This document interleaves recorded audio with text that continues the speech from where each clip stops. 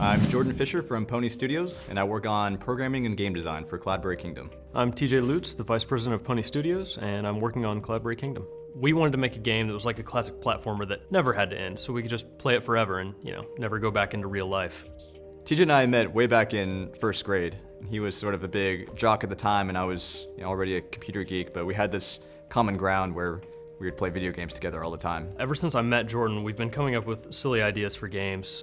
We never really finished any, so that'll be what CloudBerry Kingdom's for, our first actual complete title. CloudBerry started one summer when Jordan came back to town. I was still in Wichita at the time, and he wanted to show me the concept he had for a game. I was working on my PhD in math. The idea for CloudBerry actually came from a math problem. How do you make random levels? How do you teach a computer to design these levels? He showed me this little concept that he'd put together, and I absolutely loved it. The art was all done by Jordan, and he can't draw, so we had a stick man, but the gameplay was fantastic. Really from that moment on, I knew that we had something, and we had to make something out of it. At that point, I ended up dropping out of grad school. I moved back to Kansas, into my mom's basement.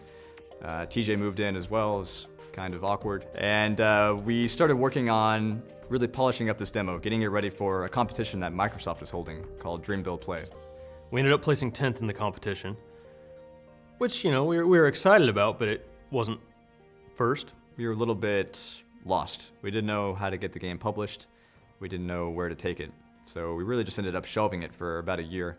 Jordan went off to complete his degree. I went off to get more money because we ran out on the first try. I finished my PhD and I got a job out in New York, but it really just wasn't what I wanted to do with my life. And the sort of turning point was one day when I just told him I was quitting and really just started working full-time on CloudBerry.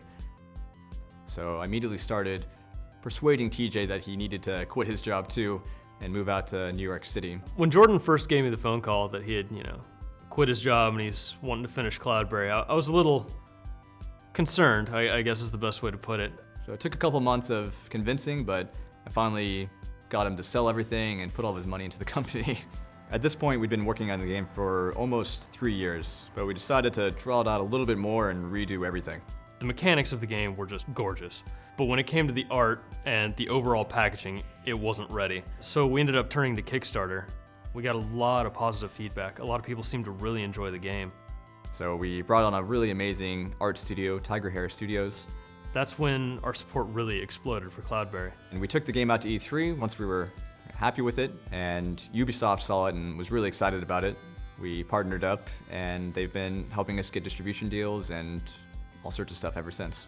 Ubisoft has been really accommodating in terms of letting us stay indie and have complete control over our IP and game design, while at the same time really helping us focus on marketing and distribution and all those things that as indies we just don't have the expertise and manpower to take care of on our own. When I started working full-time on CloudBerry, I knew I needed a lot of help. We met Michael, who's our biz guy, and he really just started trailblazing for us. Me and my friends used to daydream about making games and testing games. So when I met Jordan and the opportunity arose, I jumped on it. There have been 2 programmers working on the project, me and Oleg Kozhushnyan. We can't actually say his name, but it's something Russian. Making games is all I've ever wanted to do. It's one of the main reasons why I got into programming in the first place. It's almost impossible to make a game on your own, and it's just so much more rewarding to work with a great team to bring your game to life. TJ and I have been working on this game for 4 years together. We're business partners, we've put all of our money together. At this point, we're living together in some guy's basement. Really, we spend every waking minute together. But still, it's really great to have your best friend working on this project and just covering your back whenever you're messing up. Without Jordan, really, there's no way I would even be here. I'd still probably be working construction and hating being in Kansas. What I'm really excited about is seeing how far human players can go. We can see the computer beat really crazy levels, but I really want to know how far will CloudBerry push gamers? It draws people in that aren't really even gamers. There's some sort of hypnotic quality to it, and people just kind of gravitate towards it, and it's really exciting for me to see. I would make a game again in a heartbeat.